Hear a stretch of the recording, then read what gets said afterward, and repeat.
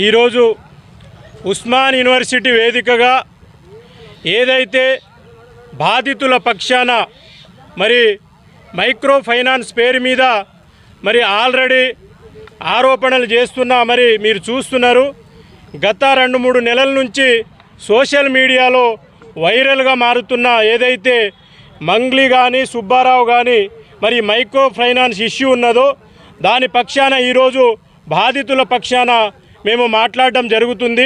మరి ఈరోజు బాధితులు నల్లగొండ జిల్లా కేంద్రంగా దాదాపుగా 1000 మంది ఏదైతే మీడియాలో వచ్చినట్టు 150-200 కోట్లు కాదు, దాదాపుగా 1000 నుంచి 1200 కోట్ల ఇష్యూ ఇది.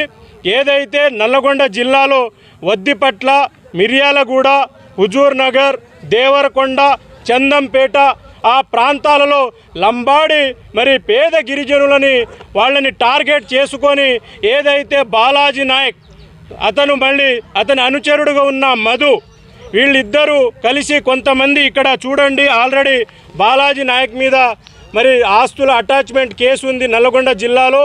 దాదాపుగా 1000 కోట్లు ఇళ్ళు మరి సంపద లంబాడీల దగ్గర వాళ్ళు ఆల్రెడీ పేదలు మరి భూమి కోసమని పెళ్లిళ్ళ కోసమని పుస్తెల తాళ్ళు అమ్ముకొని మరి పేదలు ఆల్రెడీ మరి చెమటోడ్చి సంపాదించిన డబ్బు మొత్తం మరి మైక్రో ఫైనాన్స్ పేరు మీద ఒక వ్యక్తి ఒక 20 లక్షలు ఇస్తే దాని మీద మళ్ళీ నెల వాళ్లకు ₹1,00,000 50,000 అట్లా ఇచ్చి వాళ్లకు నమ్మకం పలికిచ్చిన తర్వాత ఒక 15-20 లక్షలు మొత్తం తీసుకొని పోవడం. అంటే ఈ విధంగా దాదాపుగా ఒక 1000 కోట్ల వరకు సంపదని దోచుకొని బాలాజీ నాయక్, మధు మరి వీళ్ళ వెనకాల ఎవరెవరు ఉన్నారు, వీళ్ళకు ఆల్రెడీ నల్లగొండ జిల్లాలో ప్రభుత్వంలో ఉన్న దాదాపు ఒక మంత్రి స్థాయిలో ఉన్న ఒక వ్యక్తి కూడా సపోర్ట్ ఉందని తెలుస్తుంది.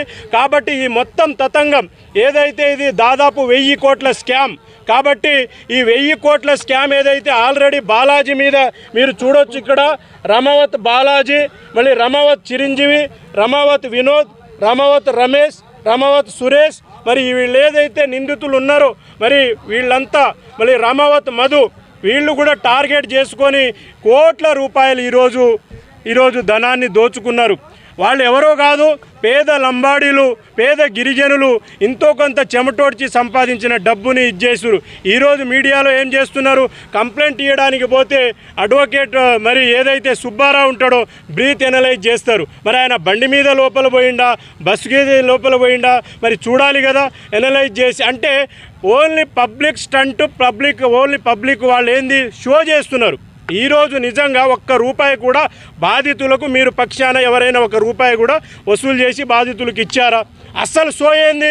అరే మంగ్లీ, ఇటు సుబ్బారావు, ఇది కాదు, బాధితులు ఉన్నారు దాదాపు 100 మంది, 1000 మంది బాధితులు ఉన్నారు. మా దగ్గర రిపోర్ట్ ఉంది.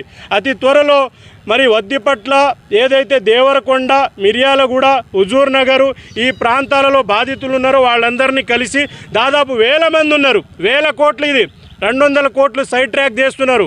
ఇది 150 కోట్లు కాదు, 200 కోట్లు కాదు, 1000 కోట్ల స్కామ్ ఇది 1000 కోట్ల స్కామ్. మా దగ్గర అన్ని ఎవిడెన్స్ ఉన్నాయి.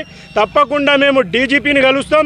దీని మీద ఒక సిట్టింగ్ జడ్జితో విచారణ జరగాలి, సిబిఐ ఎంక్వైరీ జరగాలి, ఇమీడియట్లీగా బాధితులకు న్యాయం జరగాలి. బాధితులకు న్యాయం జరగకుండా, బాధితుల పక్షాన మాట్లాడకుండా ఓన్లీ పబ్లిసిటీ పెంచుకోవడానికి కొంతమంది దీంట్లో మరి అవాకులు చవాకులు పేల్చుకొని వాళ్ళు చేస్తున్నారు తప్ప నిజంగా ఈరోజు బాధితులకు ₹1 ఇచ్చాము, బాధితులకు న్యాయం చేశాను, ఇగో ఇతను ఒక 50 లక్షలు కట్టిండు, 20 లక్షలు కట్టిండు, మరి ఈయన పక్షాన మేము మాట్లాడి ఈయనకి ఇంత వసూలు చేశామని ఒక్కడు మాట్లాడకుండా ఏదున్నా కూడా ఇప్పుడు మంగ్లీ మీద ఉన్న ఆరోపణ కావచ్చు, సుబ్బారావు మీద ఎవరు చేస్తూ ఏందనేది అదంతా విచారణలో తేలాలి. ఇమీడియట్లీగా దానికి ఆల్రెడీ విచారణ పోలీసులు ఎంక్వైరీ చేయాలి. ఆ విచారణలో కానీ బాధితుల పక్షాన బాధితులకు ఇప్పటిదాకా ₹1 కూడా లాభం జరగలే. దాదాపు 5-6 నెలలు సోషల్ మీడియాలో ఓన్లీ మాట్లాడుతున్నారు కానీ బాధితులకు ఎవరు న్యాయం చేశారు? ₹1 కూడా బాధితులకు ఇచ్చేశారా? వాళ్ళు మరి పొలాలు అమ్ముకొని మరి కష్టోడ్చి సంపాదించి పెళ్లిళ్ళ కోసమని, ఆస్తుల కోసమని, ఇల్లు తీసుకుందామని దాచుకున్న డబ్బులు మొత్తం ఈరోజు స్కామ్ చేసిరు కదా. దీనికి మరి ప్రభుత్వం కూడా స్పందించాలి కదా అనే చోద్యం చూస్తుంది రాష్ట్ర ప్రభుత్వం. ఎందుకు మాట్లాడదు? మరి రేవంత్ రెడ్డి గారు ఇంత జరుగుతుంది ఆల్రెడీ, మరి దాదాపు 3-4 నెలల నుంచి మీడియాలో వస్తుంది, ఒక్క అధికారి కూడా ఇప్పటిదాకా మాట్లాడిండా? ఎందుకు మాట్లాడట్లే అంటే లంబాడి ప్రజలు మరి మోసపోయారు. మరి మోసపోయిన విషయాన్ని మీరు ఆల్రెడీ సోషల్ మీడియాలో ఒక 3 నెలలు 4 నెలలుగా వస్తున్నది. మరి ఆ బాధితుల పక్షాన మరి వాస్తవానికి ఎంత కట్టారు, ఎంత ఇచ్చారు, ఏందని ఇప్పటిదాకా ఒక అఫీషియల్ డేటా ఏమైనా ప్రభుత్వం రిలీజ్ చేసిందా? మరి ఆల్రెడీ అధికారులకు కూడా మీరు సమాచారం ఇచ్చారు కదా. దాని మీద మొత్తం సిబిఐ ఎంక్వైరీ జరగాలి. అవసరమైతే సిట్టింగ్ జడ్జితో విచారణ జరగాలి. ఎవరైతే ఈ ఇప్పుడు బాలాజీ నాయకులు ఉన్నాడో ఒక స్కామర్, పెద్ద స్కామర్, ఈయన అమాయకపు పేద గిరిజనుల్ని మొత్తం అక్కడున్న నాయకులు ఎవరెవరు ఉంటాడో ఆ తండా ప్రాంతాన్ని కేంద్రంగా తీసుకొని ఇది ఒక పెద్ద స్కామ్ జరిగింది. కాబట్టి ఈ స్కామ్ ఎవడైతే హేమకాంత్ రెడ్డి కావచ్చు, తర్వాత ఎవరైతే ఇప్పుడు దీని మీద పూర్తిగా సిట్టింగ్ జడ్జితో విచారణ జరగాలి. మేము ఎవరి మీద ఆరోపణ చేయట్లే, కానీ బాధితుల పక్షాన మేము మాట్లాడుతున్నాం. అతి త్వరలో దాదాపు 1000 మంది బాధితులు మా దగ్గరకు వస్తారు. తప్పకుండా బాధితులకు మేము న్యాయం చేస్తాం. 100% వాళ్ళ కోసం కొట్లాడతాం. ఆ రోజు ఏదైతే గిరిజనుల భూములు ఆక్యుపై అయిందో దాని మీద కొట్లాడి 1200 ఎకరాలు నేను కాపాడిన. తప్పకుండా ఈరోజు బాధితుల పక్షాన కొట్లాడతాం. 100% దాన్ని ఎవడెవడైతే దాని వెనకాల ఉన్నారో ఆ స్కామ్ వెనకాల తప్పకుండా వాళ్ళకి శిక్ష పడుతుంది. బాధితులకు న్యాయం జరిగే వరకు మేము కొట్లాడతామని తెలియజేస్తున్నాం.